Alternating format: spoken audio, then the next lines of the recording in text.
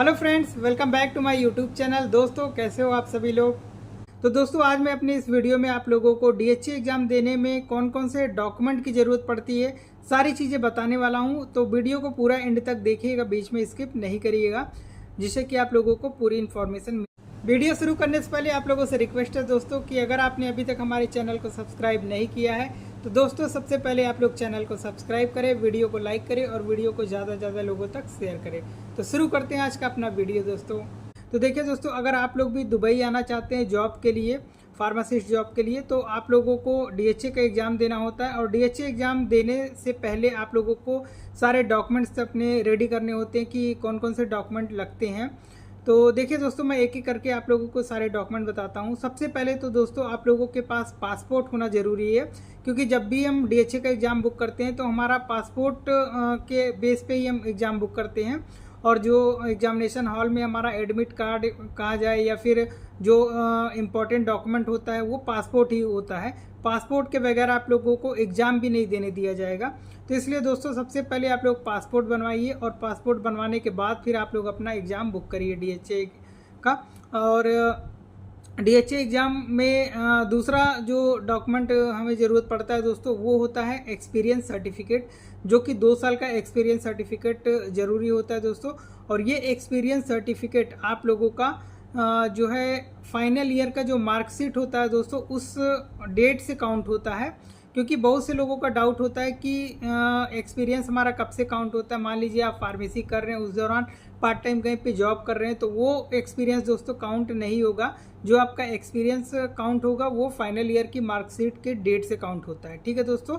और ये एक्सपीरियंस आपका हॉस्पिटल फार्मेसी या फिर किसी भी रिटेल फार्मेसी का होना चाहिए, तभी ये वैलिड होता है। और एक्सपीरियंस सर्टिफिकेट पे मेंशन होना चाहिए कि आप जो है एज ए फार्मासिस्ट वर्क कर रहे हैं। ठीक है दोस्तों। तो ये तीनों चीज़ें बहुत ही इम्पॉर्टेंट हैं। एक तो आपके जो एक्सपीरियंस सर्टिफिकेट पे है वो फार्मासिस्ट मेंशन होना चाहिए, आपका डेट वैलिड होना चाहिए, मतलब 2 साल पूरा होना चाहिए। तो ये सारी चीज़ें आप लोगों को ध्यान रखना है दोस्तों। और तीसरा जो हमारा डॉक्यूमेंट आता है दोस्तों, वो होता है गुड स्टैंडिंग सर्टिफिकेट। अब गुड स्टैंडिंग सर्टिफिकेट क्या होता है, बहुत लोगों का डाउट होगा कि ये कौन सा डॉक्यूमेंट है। बहुत लोगों को पता है इसके बारे में, बहुत से लोग नए होते हैं तो उन्हें नहीं जानकारी होती है इसके बारे में। तो मैं ये बता दूं, गुड स्टैंडिंग सर्टिफिकेट दोस्तों ये आप लोगों को फार्मेसी काउंसिल से मिलता है। आपका जो भी फार्मेसी काउंसिल होगा, अपने स्टेट के फार्मेसी काउंसिल में आप एक बार फिजिकली विजिट करिए और वहाँ पे इसके बारे में इंक्वायरी करिए कि ये कैसे मिलेगा। बहुत सी जगह पे ये ऑनलाइन मिलता है, बहुत सी जगह पे ऑफलाइन मिलता है। बहुत सी स्टेट की बात कर रहा हूँ मैं। मान लीजिए अलग अलग स्टेट का अलग अलग रूल है। मैं उत्तर प्रदेश से हूँ दोस्तों, तो उत्तर प्रदेश में अभी ये जो है गुड स्टैंडिंग सर्टिफिकेट ऑनलाइन मिलता है दोस्तों। ऑनलाइन आप लोगों को फार्मेसी काउंसिल के वेबसाइट पे जा करके अप्लाई करना होता है और विदिन 10 डेज के अंदर ये सर्टिफिकेट बन के आ जाता है।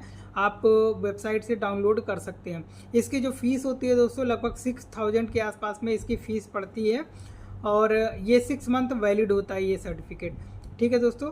तो ये हो गया तीसरा डॉक्यूमेंट। और चौथा डॉक्यूमेंट आता है दोस्तों आप लोगों का, जो आपके पास डिग्री हो गई या फिर आपके पास डिप्लोमा है फार्मेसी का, तो वो डॉक्यूमेंट आप लोगों को ज़रूरी होता है। वो यूनिवर्सिटी से आपको जो भी डिग्री या डिप्लोमा मिला होगा वो भी अटैच करना होता है।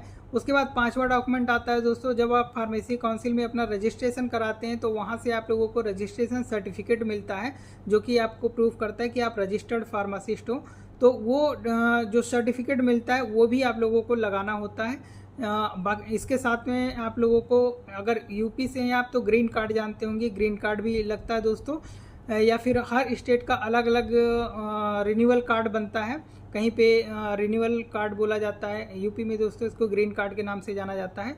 तो ये सारे डॉक्यूमेंट आप लोगों को लगेंगे दोस्तों जब भी आप डीएचए का एग्ज़ाम बुक करेंगे और डाटा फ्लो करेंगे, तो उनमें इन सभी डॉक्यूमेंट की ज़रूरत पड़ती है।